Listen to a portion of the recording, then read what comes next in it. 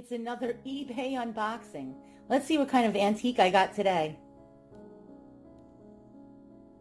All right, I had to peel this bubble wrap off. I'm very, very excited.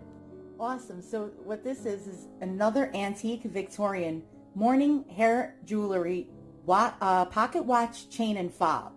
And so this might be creepy to a lot of you. A lot of you might be like, ew, that's so gross. But I love these things. I am a sentimental person and I'm very emotional.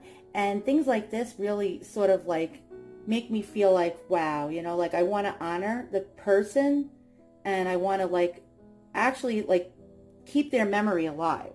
And so I don't know who this was, whose hair this was, but nonetheless, it's really amazing. So basically what this is memento mori, and that is a Latin term for basically remember your death. Remember that you don't live forever.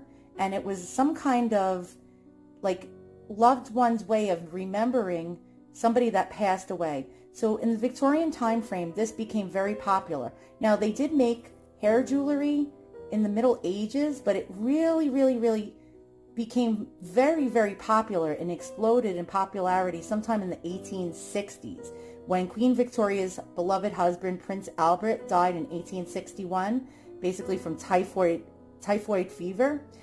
She really brought the style of mourning about. She wore all black, and she wore very interesting dark colored jewelry that was mostly all black, and everybody who wanted to be fashionable wanted to follow Queen Victoria's style. And so when somebody passed away, they would cut the locks and the hair off of their loved ones' heads and actually send this hair piece, like a ponytail or a large amount of hair, to mail order catalogs and jewelers. So believe it or not, Sears Roebuck had catalogs that actually you could choose a different design, and they had all different price points, and you would mail the hair in, and a lady would sit at a weaving table and weave the design for you. Other companies and jewelers did this as well, like Montgomery Ward did it as well, which was another big mail order catalog like Sears. There was lots of jewelers at the time. Since this was so popular, a lot of different places made hair jewelry. And so what this is, a lot of people would think this is a necklace, but this is actually a pocket watch fob chain. So we have the fob here, which is like a seal. So when somebody would seal an envelope, they would dip this in wax, and they would dip it in the wax and it would leave the impression. This looks like a Roman god. I don't know if that's Mercury. I'm not sure. And so this is some kind of possibly onyx, black onyx maybe, or agate. And it's a stone. It's a semi-precious stone. A lot of these actually, the metal mountings were actually dipped in 14 or 10 karat gold. So a lot of these were gold plated.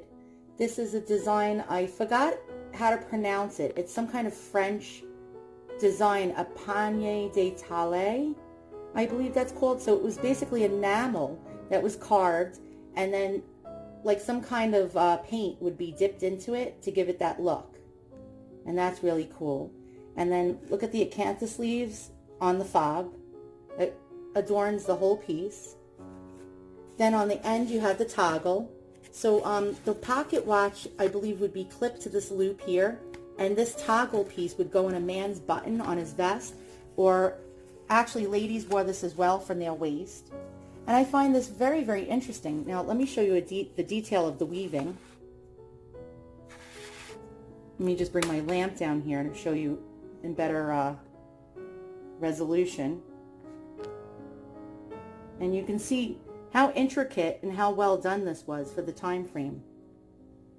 Look at that. That is absolutely amazing. So once again, thanks for watching. If you like what you see, hit the thumbs up and subscribe. And don't think this is actually morbid. This is actually something beautiful.